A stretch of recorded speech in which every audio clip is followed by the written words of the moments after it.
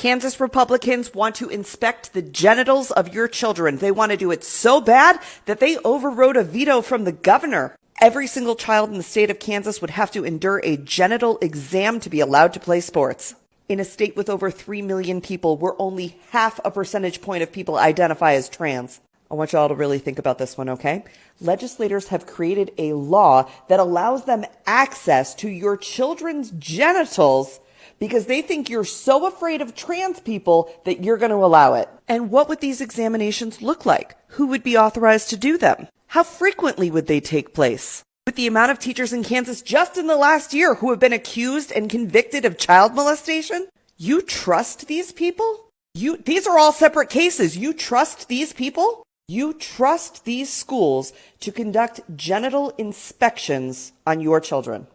Absolutely not. Absolutely not.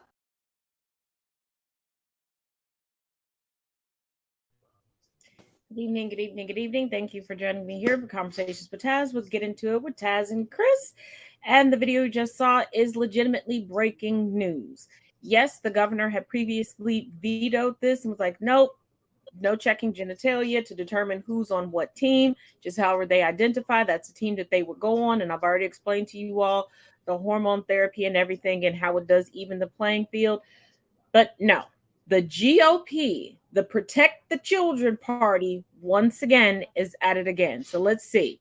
So far this week, and it's only Wednesday, we have seen fascism right in our face in Tennessee, Utah, Florida, and now Kansas. Who's next? I didn't see the video pop up on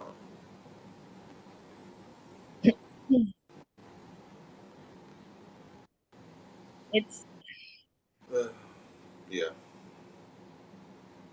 They got an agenda. They're going by state. They can't do it federally. They're going state to state. Like I said, I see the stuff going on here in the good state of North Carolina. So it's all over. Yeah. It's utterly ridiculous. Now, before we tackle everything else, let me give y'all a little bit of good news. I know everybody was worried about the Wisconsin Supreme Court election. And if you watched, the results came in literally just as I was ending last night's show. So if you missed it, and last night was a long one, it was almost 2 hours. My apologies. Thank you for all of y'all that stuck with me.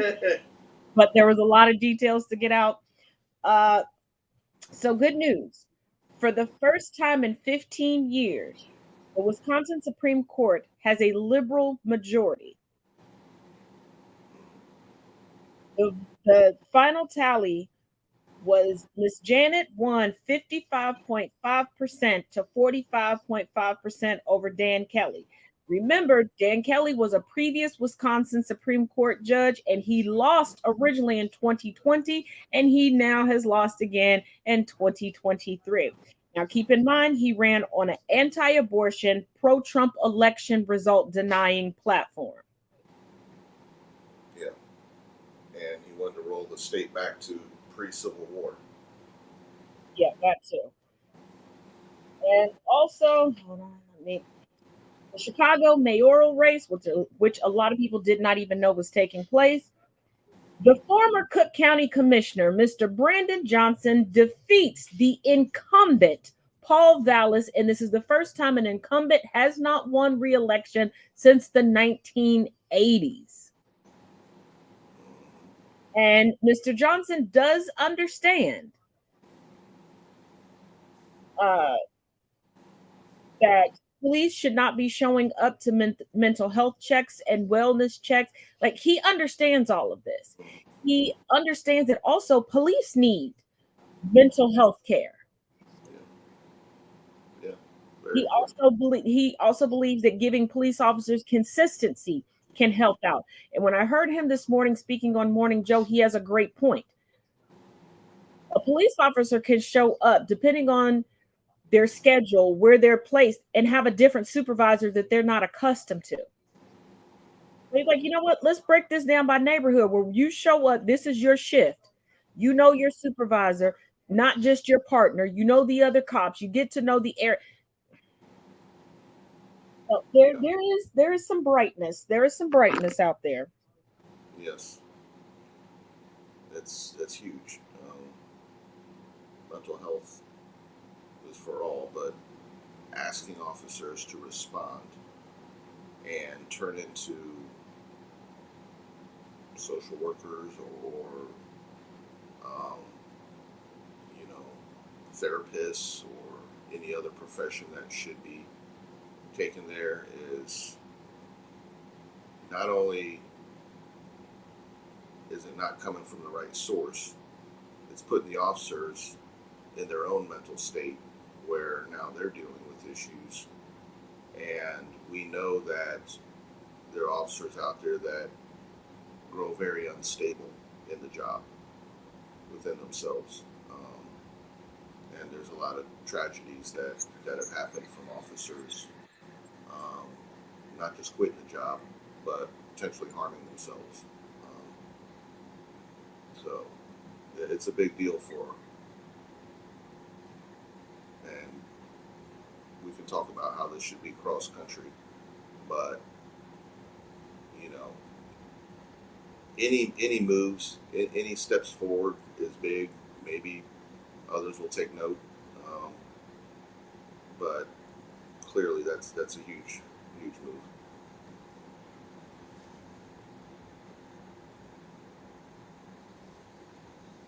Most definitely. Now we know one of the biggest stories of the week. Well, it's two stories stemming from one event. Should not be a story because our first lady shouldn't be so tone deaf. And the United States that keeps claiming that they're not racist shouldn't still be so racist. But we do have to talk about the two controversies that have stemmed from the NCAA Women's Championship and the historic win by LSU Mm-hmm. that is being overshadowed. But let's roll the clip, and I got another article, but this time the article is a little bit better. Take a look.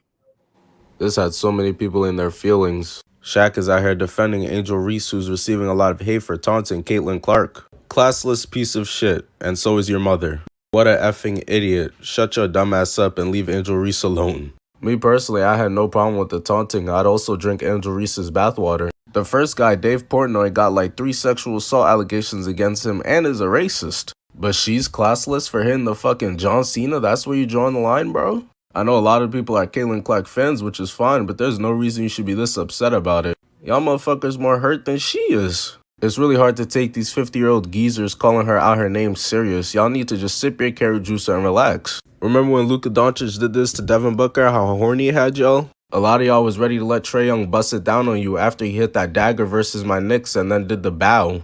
Mike Jordan mid-game laughing at the other squad shooting free throws with his eyes closed. But we love this type of shit because it's competitive. Why is it any different here? Also, I saw people tweeting about it and I couldn't believe it. I had no idea LSU had Ice Spice on their squad. Rapper by day, getting straight buckets by nice. She's a multifaceted woman. I need it. But yeah, shout out to Shaq for owning those losers. And based on some comments I'm seeing from people talking about Angel Reese need to take out those fake lashes, I think we really know why some people are actually upset.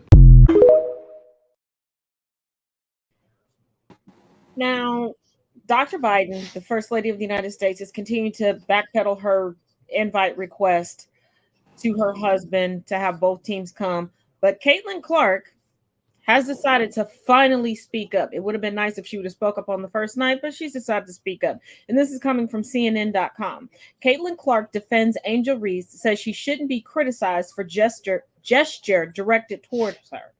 Iowa's Caitlin Clark has said LSU's Angel Reese shouldn't be criticized for the gesture she directed at her. Near the end of LSU's victory over Iowa in the NCAA Women's Basketball National Championship game on Sunday, Reese could be seen approaching Clark before moving her open hand in front of her face, popularized by WWE star John Cena to mean, "You can't see me," before pointing to her ring finger in a gesture some interpreted as a reference to the place where her newly acquired championship ring might sit.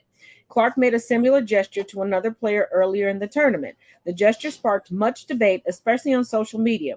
Some criticized Reese, while others defended her actions, highlighting how there was no public outrage in response to Clark's gesture earlier in the tournament. In the press conference after claiming LSU's first NCAA Women's Basketball National Championship, Reese referenced the difference in reaction she received as a result of her gesture compared to one Clark received. Clark, who had 30 points in the national championship game, said that trash talking is a part of basketball. I don't think Angel should be criticized at all, Clark said in an ESPN interview on Tuesday. I'm just one that competes, and she competed. I think everybody knew there was going to be a little trash talk in the entire tournament. It's not just me and Angel. We're all competitive. We all show our emotions in a different way. You know, Angel is a tremendous, tremendous player. I have nothing but respect for her. I love her game. The way she rebounds the ball, scores the ball is absolutely incredible. I'm a big fan of her and even the entire LSU team. They played an amazing game. Right. And they did.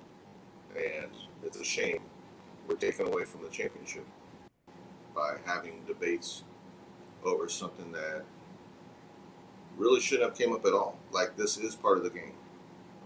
Nobody really had a problem with it except those that wanted to have a problem with it. This wasn't, you look at the two teams and they turned it in, the black team versus the white team. I mean, they literally just turned that game into, that's what it is. You got lashes versus no lashes. You know, it's ridiculous, but unfortunately we're having to talk about it because it became an issue, like, right away, overnight. We're waking up to not so much LSU first to win, and not just their program, the men's too. And we're having to talk about, you know, trash talking. I mean, if it was taunting, someone's in their face, someone's pushing, somebody is standing over top of them, saying something else. This is part of the game, whether it's men's, the women's, the pro, the amateurs. It's part of the game. This should not have been something to bring up, but obviously you have many of those in this country that, for their own reasons, did not want to see LSU win. So whatever they can do to chop that tree down, they'll do their best and blast anything they can out there. And like you said, you would have liked to see Clark come out just a little bit earlier, but nonetheless, she realized too. And she also came out and talked about the Dr. Biden invite, and she made it known on her end on that one too. So it's just, to me, it's sad this has even, that we have to, we're talking more about this than the great run that LSU made and won it. We haven't always done that with other championship teams, whether it's college or pros. Usually other things aren't overshadowing the championship. But this is, and we know why. And it's a reflection on where we're at as a country still. And there's going to take a lot to get past just acknowledging a great team and great players, regardless of what they look like, what they wear, whether they're tattoos or not, whether they're makeup or not. This is who they are. Regardless how you dress or look, these are people that love the game. And they're putting their hearts out there on the court. And they're striving for the same goal as the other team. And yet, like I said, it's, for us to talk about it, it's just more of what we're talking about in the country. And my thing is, I thought we got past this with Cheryl Swoops and Flo Jo, and it's like women are gonna be women. If somebody's a feminine woman, doesn't matter what their career is, what Right. their hobby is, they're gonna be feminine. But also, Well, it's like in the back in the day with the track teams. where, oh, she won, but did she have to have nails that long? I mean, there's always a but or a As something if else. names are going. And here's the thing: the things that they complain about should actually be a hindrance. And I think that's what makes them butthurt. Yeah. That with these long nails, these long lashes, their hair done, they're still getting it done. They don't have to look busted because they don't want to look busted. But here's what gets me. ESPN dedicated a segment to what they called were Caitlin Clark's clapbacks. The you can't see me, the I'm not gonna guard you, all these things. Right. Everybody was like, oh, she brings the passion. She plays like a dude. She grew up playing against boys. You think Angel didn't? Yeah. Yeah, like that's a first time. Yeah. Oh, nobody's done that since Clark. I'm sitting here like, Yeah. first of all, the greatest trash talker to this day, Muhammad Ali. Mm-hmm. And y'all, people still quote Muhammad Ali to this day. I know I do. Right. But what do some in this country? Right, and it doesn't matter. It could be a card game. It could be I could be gaming. If I'm like feeling myself and hot, yep. Yeah. Yeah. But remember, we still have a country that refers to Muhammad Ali not as a champion, but as an army dodger or as someone who didn't serve. So we still have that part of this country embedded. But they love Captain Bone Spurs, Viola Trump. Mm-hmm. Muhammad Ali was a conscientious observer. Right. He said, and I quote, the Viet Cong ain't did nothing to me. Right. Because he's like, why am I going to go fight? Because you don't like somebody else. Trump wanted to talk big, go to military school, but never put his money where his mouth is, and went to a doctor. And I'm using that term very loosely because we even know during his presidency, what he considers a doctor is a very loose term.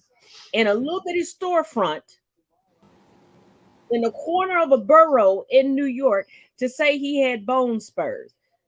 Dude, you have no control over your bowels. You have very limited brain cells, and you were the worst athlete any school saw.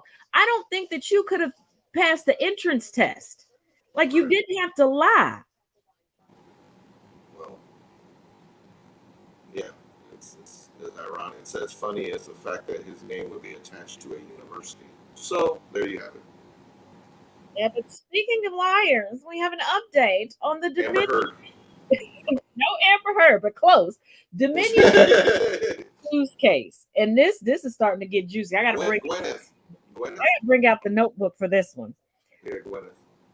So Fox will allow the following people to testify: Maria Bartramo, and this is because the whole lie, the whole, pushing forth the election fraud lies started with her on November 8th when she brought on Sidney Powell, and she should have known not to trust Sidney Powell because she was privy to the email that Sidney Powell got from the woman who claimed that she got all this information from basically a fever dream. Tucker Carlson, Lou Dobbs, and if y'all recall, Lou Dobbs was fired early in 2021. Sean Hannity, Gene Pirro, Brett Baer, Dana Perino, and the CEO, Suzanne Scott. And Suzanne Scott was the one that was providing the rationale to everyone to keep perpetuating a lie so that they could hold on to their sponsorships. Now, the trial is set to begin on April 17th. But guess who's not on the list? Rupert Murdoch or his son Lachlan Murdoch. And Rupert is in his 90s and is engaged and has been busted by the judge by posting everywhere talking about he's so excited to get married and fly the world with his new wife. And the judge was like, so why can't you come to court? So the judge has encouraged Dominion attorneys to subpoena both of the Murdochs because they say that they have testimony that's going to be crucial to the case.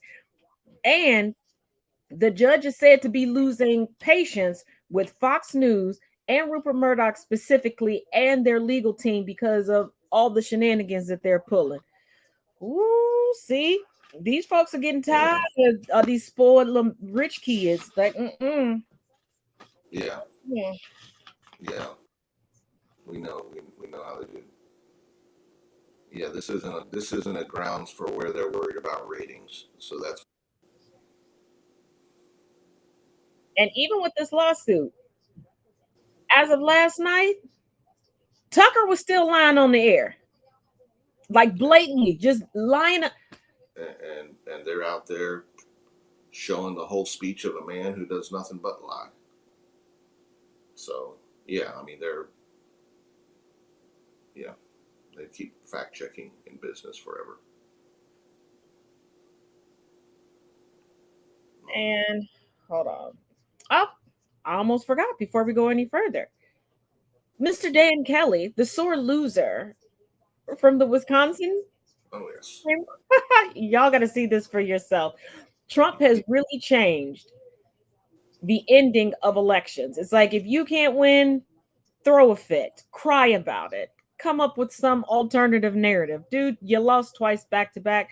But y'all take a look at these two videos and tell me. He's hanging out with Herschel now. Here we go. I wish that in a circumstance like this, I would be able to concede to a worthy opponent. But I do not have a worthy opponent to which I can concede. This was the most deeply deceitful, dishonorable, despicable campaign I have ever seen run for the courts. It was truly beneath contempt. Now, I say this not because we did not prevail. I do not say this because of the rancid slanders that were launched against me, although that was bad enough. But that is not my concern. My concern is the damage done to the institution of the court. My opponent is a serial liar. She's disregarded judicial ethics. She's demeaned the judiciary with her behavior. And this is the future that we have to look forward to in Wisconsin. So what is Scammy Davis Jr. here talking about? He put this tweet up last night, or actually he telegrammed it because I think he's banned from Twitter. He telegrammed and said, that's a wrap. There is no path to the presidency in 2024, assuming for Trump or really any Republican that they put out. Now that Wisconsin is going to have a more liberal Supreme Court. So why is that? Why would the path for the presidency depend on the political leanings of the Supreme Court of Wisconsin, the swing state? Well, I will tell you, it's because Republicans can't win elections. So they fully planned on just challenging the election, and they needed Wisconsin and a conservative Supreme Court that was willing to play ball. And now that just blew up in their face. Thanks, Gen Z. Yeah, the GOP knows that they can't win the popular vote. So they planned on just taking every election up to the Supreme Court. And that's why gerrymandering is in their book. Yep. And either having a new election called or different things. They can't do this time. The last-minute rezoning of urban cities because they know that's where they'll lose. Yeah. They don't touch the outer little towns and stuff. They don't touch those because And there's something that I noticed while flipping through and watching, I guess you could call them protests yesterday in front of the courthouse in Manhattan. A stark difference between Trump supporters and non-Trump supporters. And I'm not even talking about ideologies. That's not even what I'm talking about. I'm talking about the look of things, the aesthetics of things. The Trump supporters looked very low budget, and I don't mean to come across or sound classist, but their bank accounts are broke. Yeah, you could tell like they're out of money. They give it all to Trump. And I've been to many a protest. I've been to many a sit-ins starting from middle school. And one thing that is essential, and if you watch me on any profile, if you know me personally, you know there's one thing that I have in abundance: water bottles, water jugs. I even have like a little crossbody thing just for a water bottle, my cell phone, and like a debit card and my ID, because you do need that just in case. You They had none of that. They had a bunch of like the free reusable.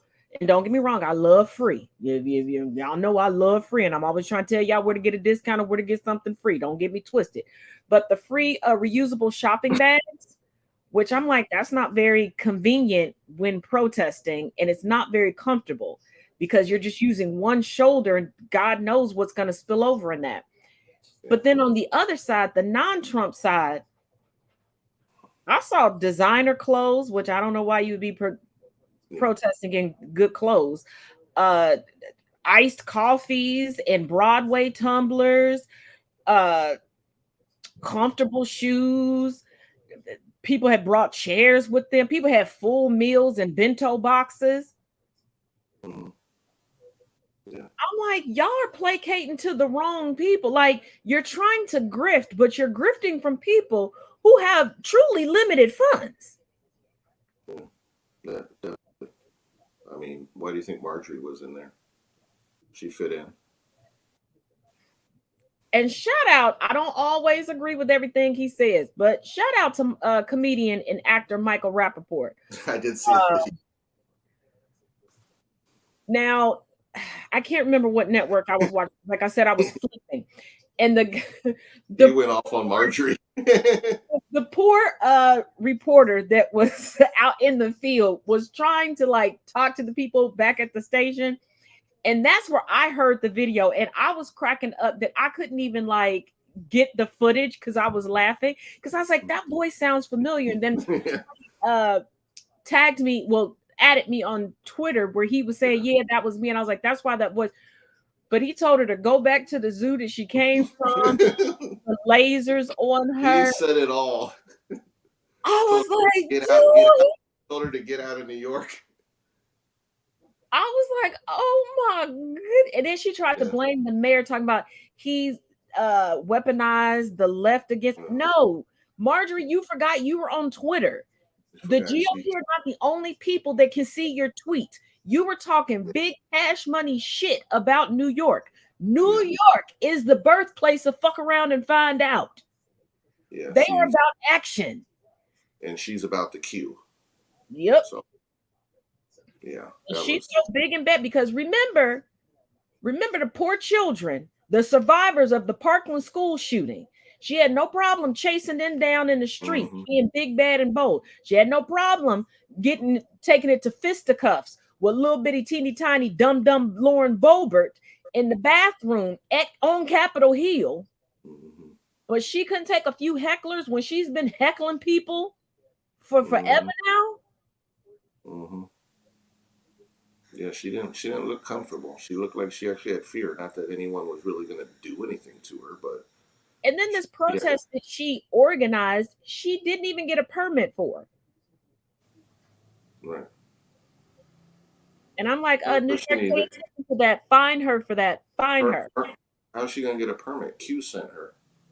Ain't that the truth? And my biggest thing was, because people were like, well, do you know anybody that was at the protest? And I'm like, there are a few mutuals of mine from different social media platforms that either traveled to New York or just happened to live in New York that were there.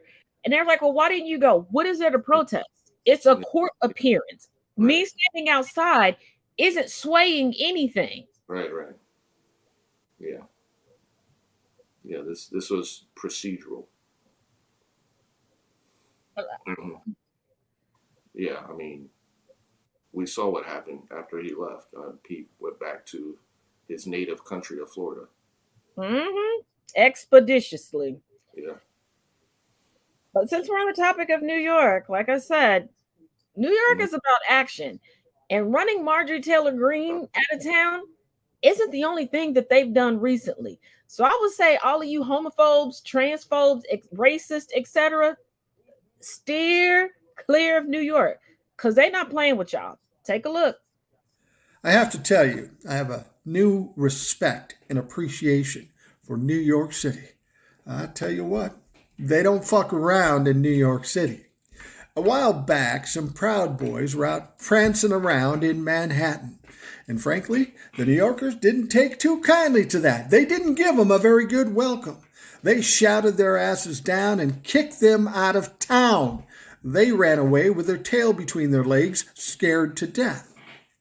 Then today, Marjorie Taylor Greene showed up in New York City to support her Lord and Savior, Donald Trump.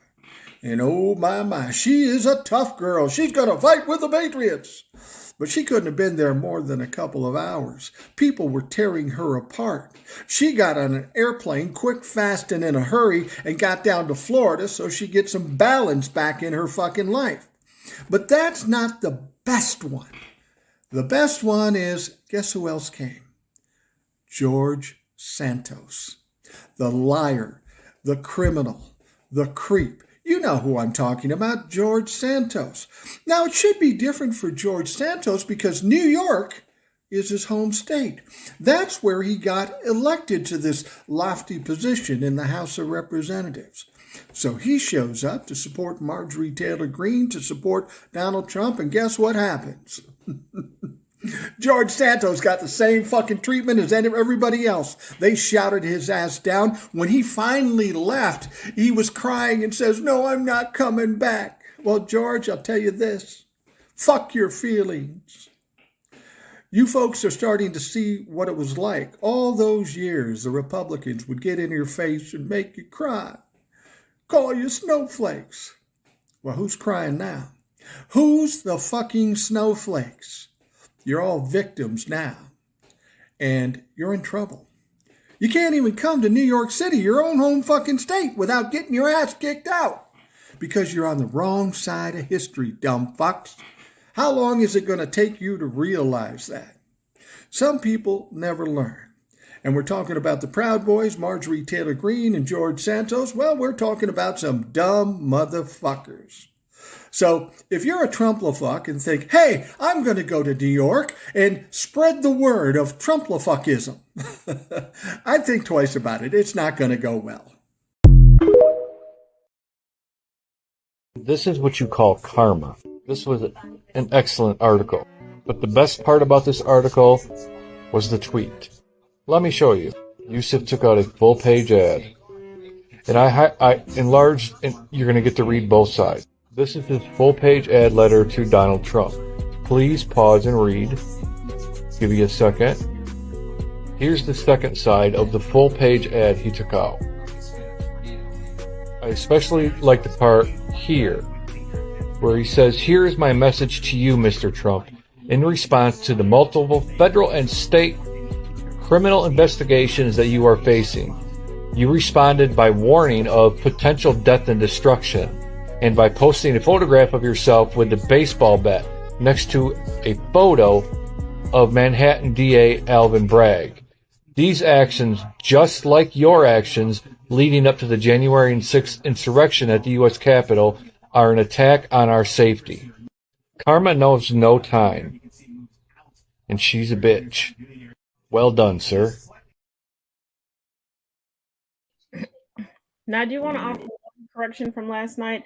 I said Donald Trump Jr. posted a picture of the DA's daughter. It was actually the judge's daughter. My apologies. My apology. That's what happens when you read things way too quickly online. Because he had been previously doing that. Now, Trumplafuckism is going to be my new word. But the second video is quite poignant and a large dose of karma. I don't know how many people are old enough to remember this, but you remember the Central Park Five that now go by the Exonerated Five, although there are technically 6 of them, but we'll go into that on another day. Donald Trump infamously took out a full-page ad calling for their arrest and execution. No proof, no nothing, and as you can see, they were innocent. So it was one of the Exonerated Five who is currently running for office that took out that ad and also is using the same type of ads for his campaign. I love this for him. About that. Like I said, there's a lot of people out there who, number one, don't Google or research. That still don't know who Trump is. Like, Trump has had a life of this. He's been this way. Like, this just didn't start, during The Apprentice into his running. I mean, this is Trump. Like, from young Trump on up. Little Donnie, next to Daddy. Yes. Mm-hmm. People just don't know Trump. This is who he is. He tells us who he is. Believe it. As the legendary late great Maya Angelou said, Yes. He tells you who they are, believe him. Now, we saw Marjorie, I'm sure everybody saw Marjorie Taylor Greene get run out of Yes. New York, but George Santos, he put up the astronaut? Oh. Yeah, the astronaut, the scientist, the investor, the Martian man. At this point, I'm waiting for him to say that he was Mork from Mork and Mindy. I really am. I'm ready for him to say that he was Sophia Petrillo from the Golden Girls. Like that's just the next. Now, if he said he was Elon's cousin, I might believe him. Yeah. But he gave a little bit more pushback than Marjorie did. But this pushback, take a look. Just take a look. Is any president above the law? No. But is this DA going to start criminalizing criminals? How do you know what's Where's Hunter Biden's indictment? 2 years of a laptop full, a treasure trove of crime. If the former president committed a crime, if he committed a crime, should he? Is anybody accusing me of something? Are you judge and jury? Congressman, if the former president committed a crime, should he be held accountable, though? This is not that crime, though. No, why not? This is old news. All right, so Congressman, say again. Do you believe the president is above the law? Are you okay down there? People okay? Your colleagues are. You know I can make room, right? Excuse me. Let's go. Make some way. Make some way. What's the matter with you? Ma'am, can we get some space? Like, let's go.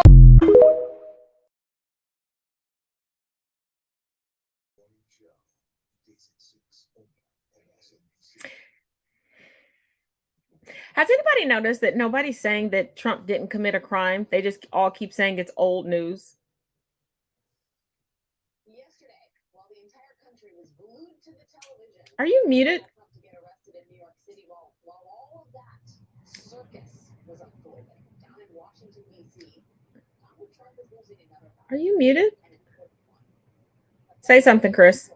Rejected Trump's latest attempt to block some of his closest aides from testifying about him to the special grand jury investigating. I can't hear you. Drop out and come back in. Okay. Well, while we wait for Chris to reboot and come back, isn't it amazing that he says no president is above the law, but this isn't the crime? Did y'all catch that? He said this isn't the crime. This is old news. They know he's guilty. They're just fearful that, well, if he's been indicted, the rest of us can be indicted. Because if they don't win next election, well, actually, Spiro Agnew showed outside of the president, that really doesn't mean much. Okay, can you hear me now? Yes, I can. Good. Okay. I mean, they're all saying this because he said this isn't the crime. This is old news. And they're afraid. See, the president can't be indicted while president. As I broke it down for y'all a couple days ago, just like Spiro Agnew, one of Nixon's VPs, Gerald Ford, took his place when he resigned. He was indicted, and he resigned through a plea agreement. See, they all know that they got dirty hands. Right. And they're shaking in their boots because they're like, am I next? Am I next? Am I next? And you should be. And if Hunter Biden's laptop is such a treasure trove of crimes, well, then he'll be arrested. Right.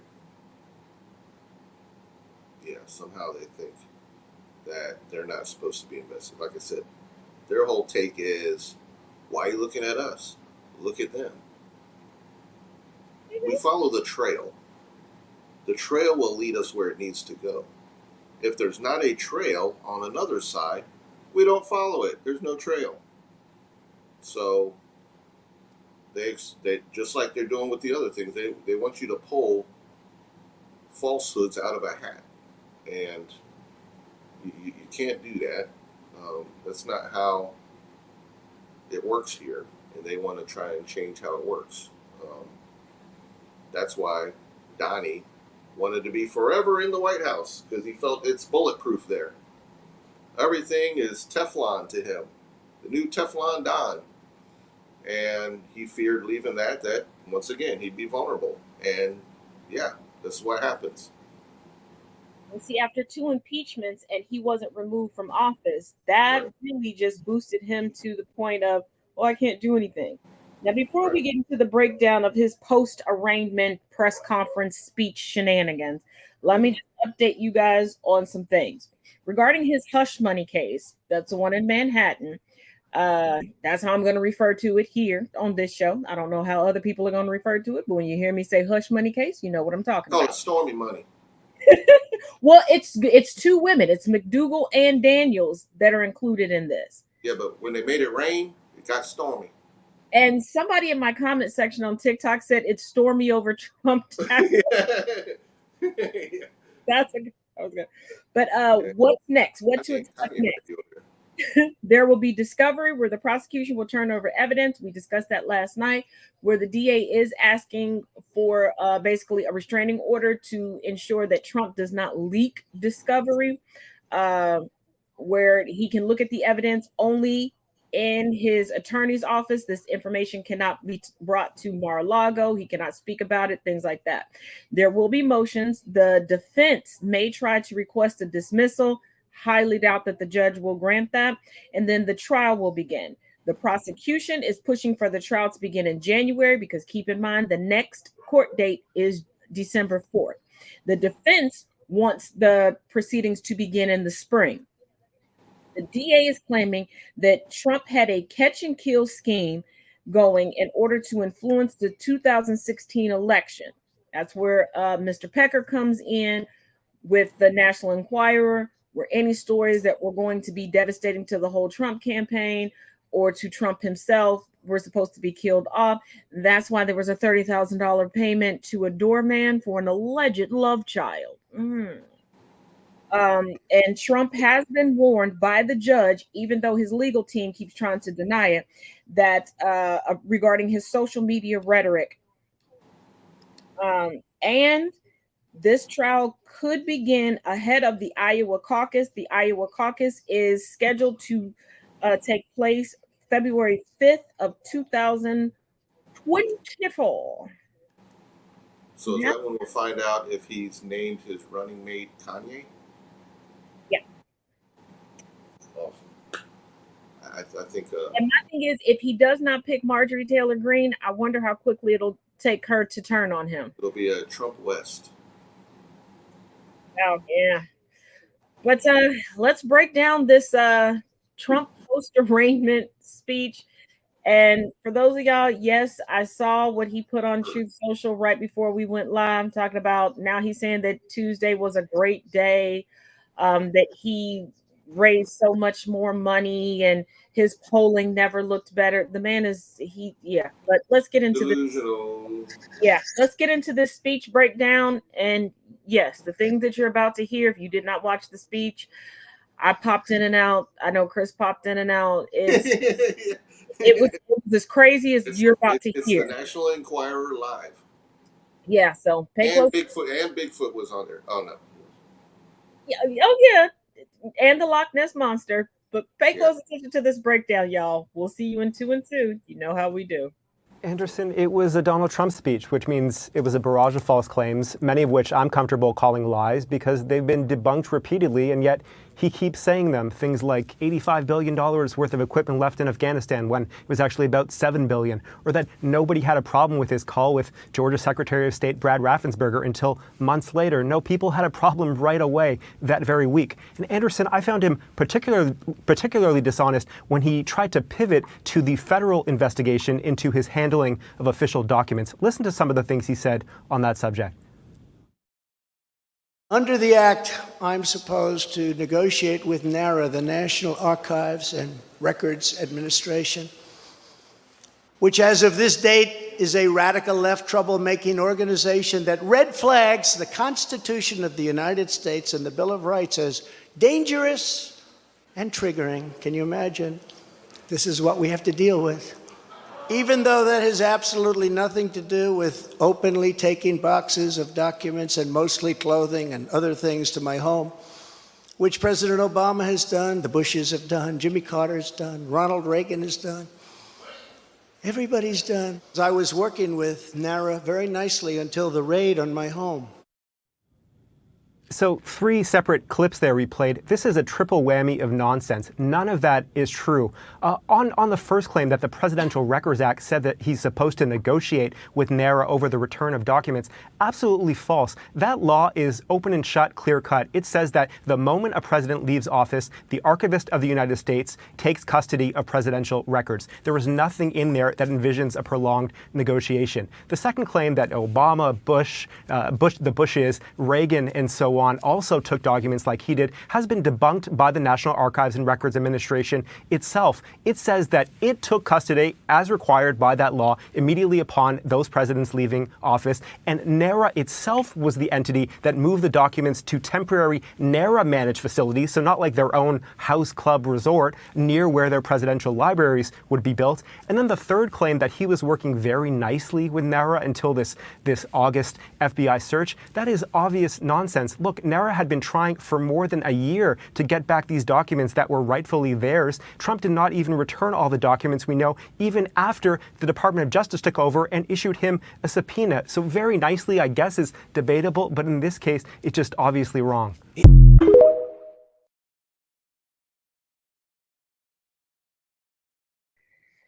And regarding the details of the Presidential Records Act of 1978, I went into that into great detail yesterday. You can start at the 30-minute mark, and everything is broken down, even the claims regarding Nixon that Trump has made. I'm not going to take another 30 minutes to break that down again, but Trump's full of shit. Yeah. To have it fact-checked, like last night's speech, how about, since like the whole thing is false, he's going to flip it from fact-checking to truth-checking, because that's where you'd really have to dive in and look for anything that resembles truthhood, and you're still going to come out shaking your head like, nope, couldn't do it, didn't find nothing down here, nothing to see. And my thing is, what would he be requesting from NARA, given that he hasn't even attempted to start or even break ground on a presidential library? He just changed the name of a club, and I'm using that very loosely, that he already has, and like put White House memorabilia in it. Like, and my thing is, this is what boggles me the most. Now, I know he doesn't read, so I don't know what books he would put in there other than the book he wrote, had ghosts written for him. And probably Ivanka's book. Well, Ivanka done disappeared on him. I don't know whose book. He's in the golf course. But as ego-driven as he is, I'm like, I kind of figured he would be like the first president to go, well, I don't want a library. Can I just have a museum to me?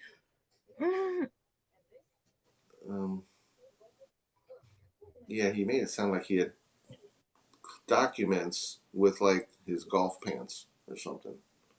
Yeah, because he was like, well, they were closed too. Yeah, it's just stuff in there, you know. I had some hats in there and some shoes and some things that may have said top secret. Oh, we have top secret documents showing George Santos's previous life. And his we have a commenter, You Chris. know, his previous his drag life. Yeah, we have a commenter that says "Go Yanks" since you're wrong. Yes. Today. Great.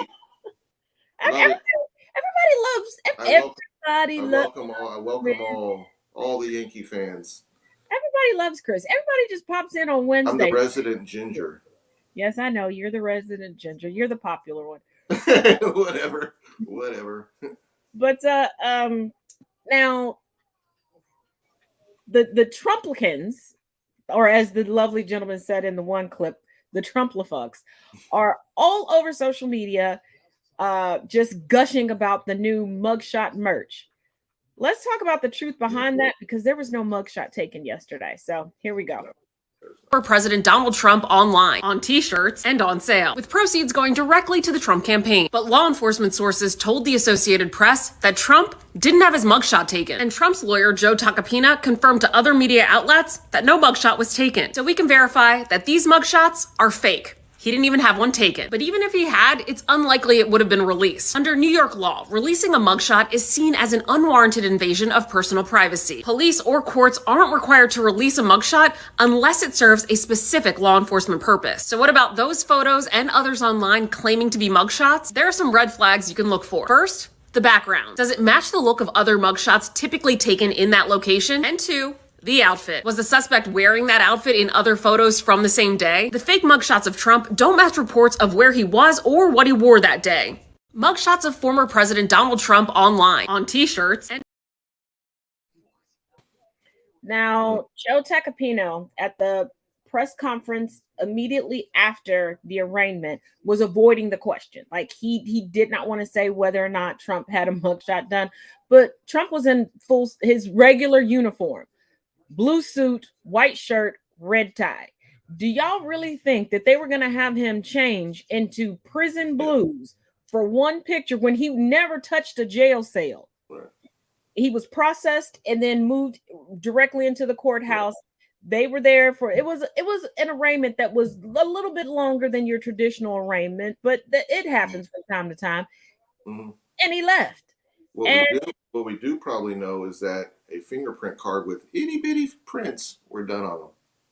Right. And also, I don't know why they're choosing the picture that they chose, because that faux mugshot, he looks pitiful and pathetic. Because remember, leading up to this, everybody was like, it'll be the manliest mugshot ever. How do you take a manly mugshot? Yeah. Okay, number one, who thinks he's manly? Like, okay. Yeah. I was expecting shirts with his fingerprint card on them, because like toddler fingerprints. I don't think his fingerprints are big enough to They get bigger fingerprints from Sir Puppers. And then did you notice like how they had the background to try to make him look bigger? Oh my goodness. Yeah, but you got to remember this is from a side that used to have him, dressed as like Rambo and stuff. I mean, come on. Oh my goodness, this is too good not to share. Maybe his toupee was laying right that day. Right. Love it. It was his book separately. That is the comment of the week right there.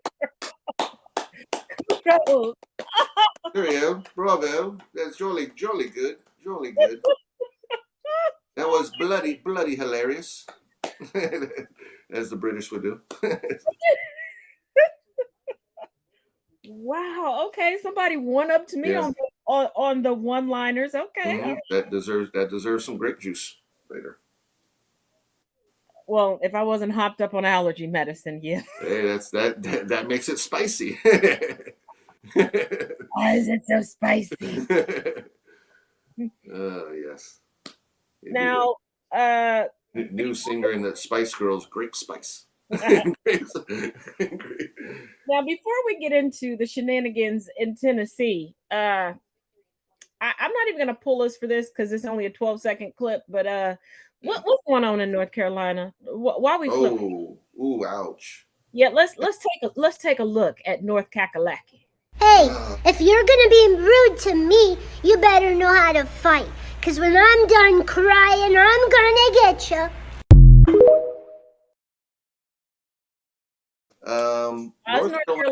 North Carolina has apparently a Kristen Cinema in their midst. That's what I look at it like. Is this a cinema clone? To flip flop and give them the super majority at a time when we still have, at least I know he can't run again, but we still have a Democratic governor. That's not a good look. It's like Arizona. And not the tea.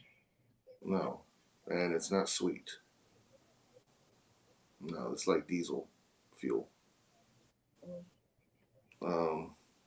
Yeah, and it's odd because North Carolina is a state that's very much, you have your liberal cities, and then you have a whole lot of rural country. So it's very split when you're talking about red and blue, about depending on where you live. So yeah, the last thing this state needs is for somebody to give them the like super majority where they can veto some of the governor's moves. But I mean, they recently took down the gun permit law so that you no longer have to go to the county. And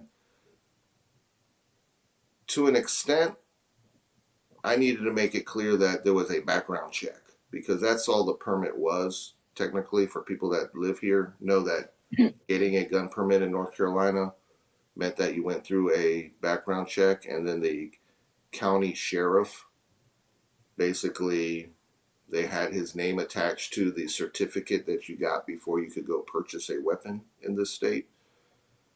It is a relic of the old days, but anybody that knows the process knows that that consisted of a background check, which other states, they just do background checks and you wait. That certificate was kind of more or less the same way, except that in the old days it was stating that somebody is of sound and right mind in order to purchase a weapon in this state. But they shot it down and may have made it even easier now for people to purchase whatever. Mm-hmm. So they shot down but didn't reform. They shot down but didn't revamp. They just made it easier. And that's what we're trying to get away from, is ease of purchase, ease of, I mean, to me, weapons should be more classified, as certain weapons are primarily for military or certain law enforcement agencies or federal, and certain weapons should not be available for somebody in the public, especially of a certain age range even. Mm-hmm. To get an assault rifle, I shouldn't be in a store thinking, should I want a pistol or an assault rifle? I mean, I think classifications would weed out the fact that certain people, that the public would even be eligible to purchase any of these certain type of weapons, whether it's magazine loads, whether it's capacity loads, whatever it may be, to reclassify some weapons. They shouldn't even be like eligible. Like, I wouldn't even be thinking about getting a certain weapon because I'm not eligible. Yeah. Now, you could talk about professions, but then again, you would have to go deeper into that, because if I had a certain profession, did that make me more eligible to get certain weapons? Well, would I stand to be criminally charged if I gifted that weapon that I purchased to someone who wasn't eligible? Yeah. So there are other ways to rework the system other than just ditching the gun permit. laws, and they just basically did that. And as far as we know, they just opened the door up for a lot of issues. So we'll see what happens in this state, because we're already dealing, like I said, this week with a cinema clone. So you won't see that in Ohio. Oh, I'm sorry. I'm sorry. They're already red. Yeah, but from one What do hotbed you call of Seeing Red? That'll be the new movie. Seeing Red Part 2. yeah, coming from one hotbed of to another hotbed of ugh. Let's get into what's going on in Tennessee, especially since there's a very crucial vote happening at 9 a.m. tomorrow. Let's get into it, and then after these videos play, I do have some very pertinent information to share with you. Yes. So, here we go. Folks, some news just came out and I'm unwell. The founder of the Tennessee Holler, the state's progressive liberal news outlet, has had his house shot up. Justin Canoe, founder of the Tennessee Holler, father of 2 and husband to a beautiful wife, had an act of terrorism committed against him this weekend in Williamson County. That's our state's richest county, where our governor, our Senator Marsha Blackburn, and a whole lot of other rich people live. In a targeted attack, these hate mongers have come out and committed an act of terrorism against someone who they don't like in the media. This is sick, and the FBI needs to get involved. This is not okay. This is terrorism.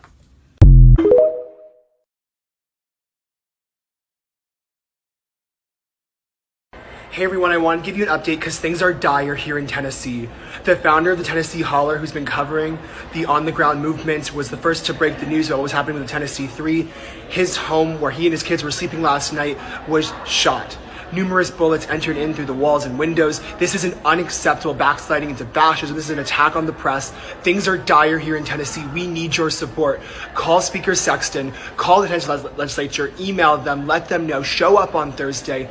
Y'all, things are getting very bad, and the longer that the Republicans normalize this, the worse and worse things are getting. It is really bad here, and we need all the support we can get. So please, keep calling, keep emailing, and show up on Thursday. This is scary, y'all. Things are really, really bad.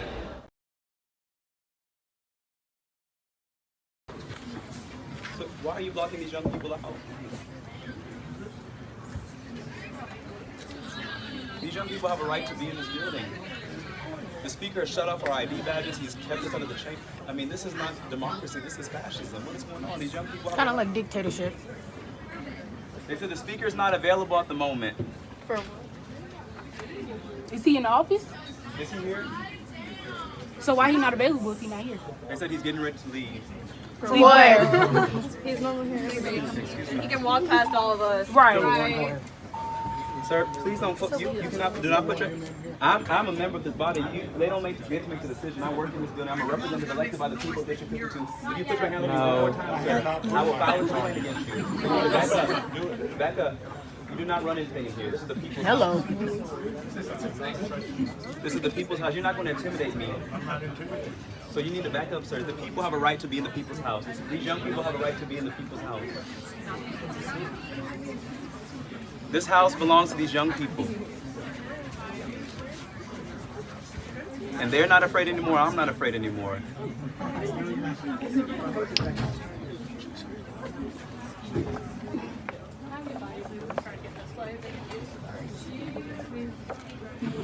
Kids are dying, do you care? Kids are dying, do you care? Kids are dying, do you care? Kids are dying, do you care? Kids are dying, do you care? Kids are dying, do you care? Kids are dying, do you care? Kids are dying, do you care? Kids are dying, do you care? Kids are dying, do you care? Kids are dying, do you care? Kids are dying, do you care? Kids are dying, do you care? Kids are dying, do you care? Kids are dying, do you care?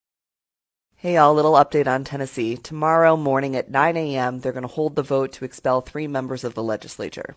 And despite all of the calls and outcries and even a letter from the White House, it doesn't appear that Republicans are moved.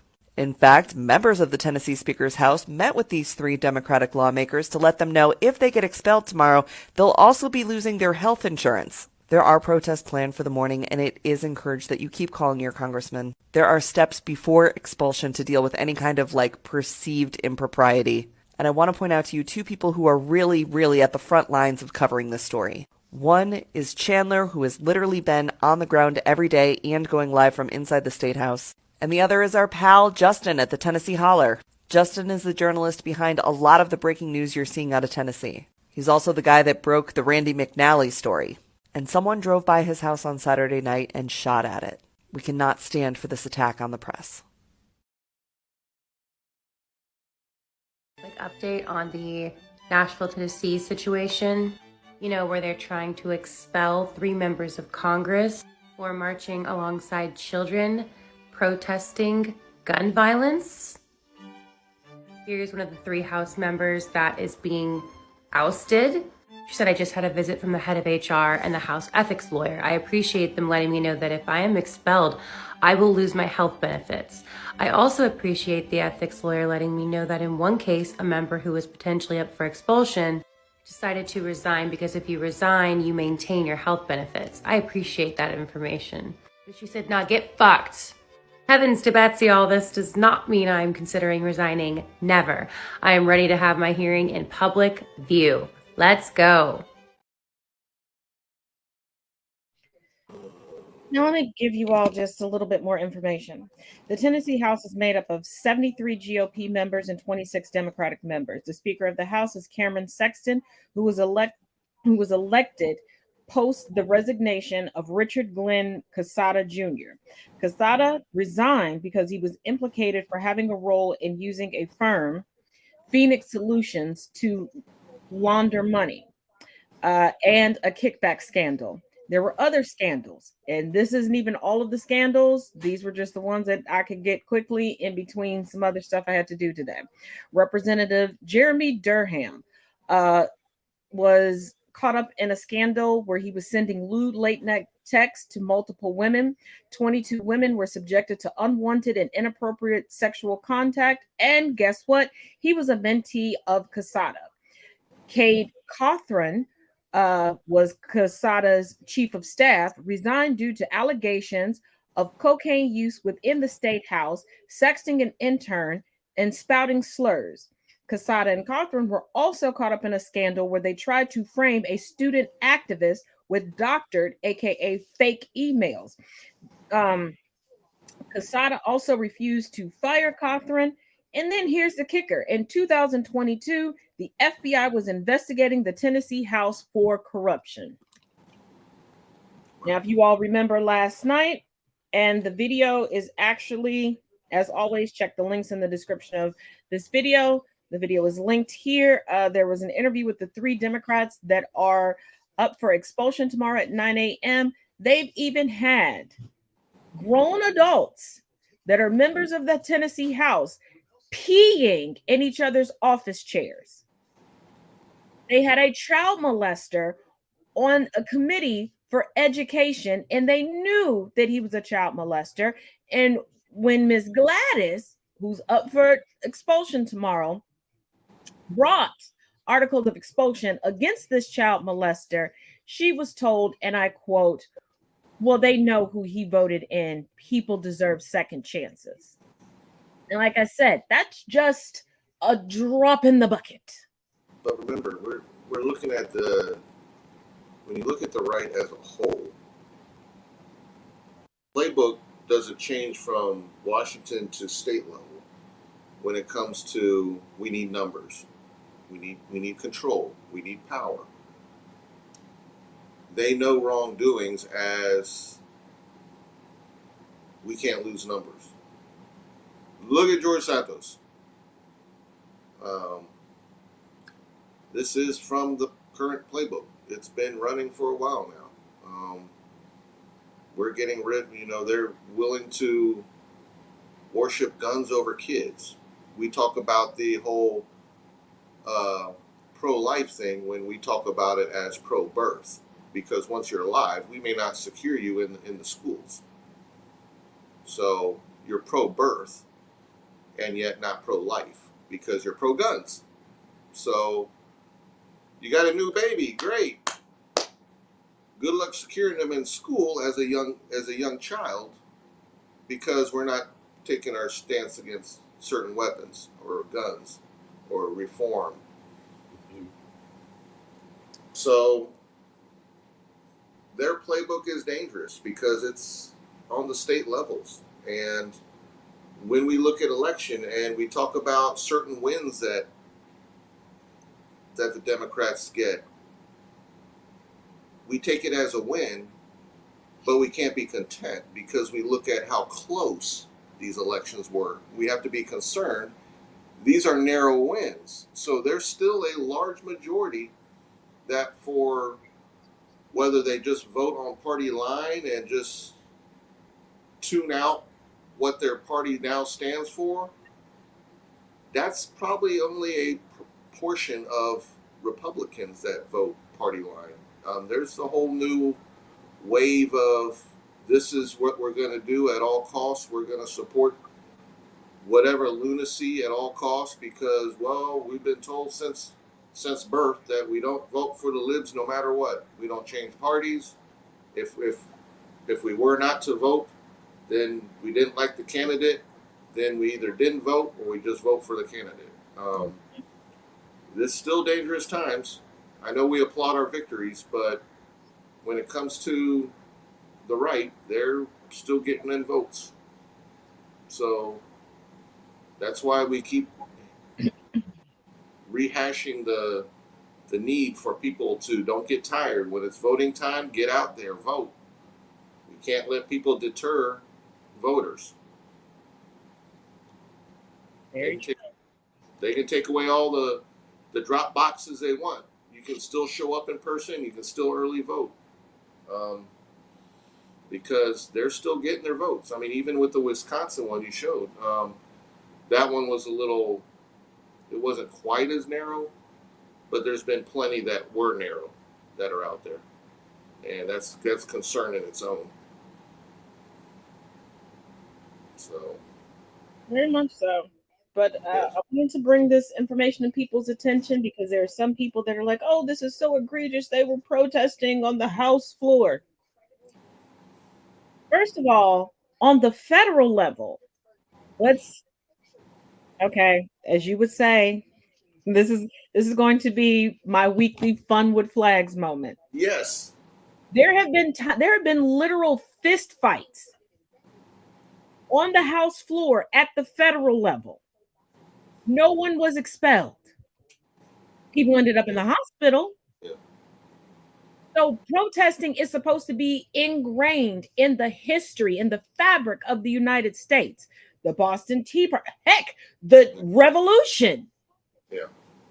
My fun with flags moment was when the lady went tail over head over that Trump flag at the rally. That was my fun with flags. And then jumped up trying to talk crap. I'm like, oh. Yeah, she looked like someone who just was probably 3 hours late from the last call at the bar. Yeah. Yeah, that was the fun with flag moment. The flag won. Oh boy, did it. Like, could you imagine? It's a good thing she's not a neighbor of mine. I was hoping that was Marjorie when he got up. I would make signs and be like, how you get beat up by a flag? Yeah. Flag 1, MAGA lady 0. Yeah. But as always, thank you all for tuning in. And as always, make sure you check out the links and everything in the description of this video. Final thoughts on the night, Resident Ginger. Final thoughts. Oh, by the way, people, don't forget, check out merch. Yes. Merch is still up and running. Hasn't been hacked. Ginger merch coming soon. I'm always hopeful. Anyways, I wish that even though everyone was kind of dancing around about the indictment and Donnie's getting fingerprinted and all that, we have to realize that these things don't happen quickly. It's not like next week the trial's starting. So there's time for more nonsense to take place. And of course, he's going to be hot on the trail because, like Lindsay was crying more than once, he needs money. Send your dollars. Send your lunch money. But as a whole, sometimes you need a break. Make sure y'all are binge watching something good, because sometimes we need a break from this nonsense. Doesn't mean you got to tune it out, but take your breaks from it. Just finished a good binge watch on Netflix, The Night Agent. That was a pretty good little thriller. But yeah, like we always say, sometimes you got to take a break from this in order to stay sane. So make sure you're taking care of yourself. Self-care always.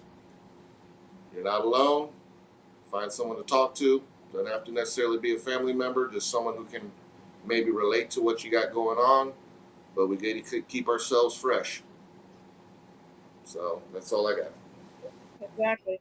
And keep in mind, the next court date for Trump is his deposition regarding the New York AG case regarding his financial crimes, and that's on the 10th of this month. Then on the 25th, the day after my birthday, the E. Jean Carroll civil case begins. May 1st is the projected, keep in mind, projected date that indictments, which are going to be, as reported, 7 days before my birthday. Right, will be May 1st. And then it's looking like June or July, the DOJ indictments will come out. Yes. And yes, very important time coming. Tourist season. Yes. The best time of the year. It's the most wonderful time of the year, darling. That's right.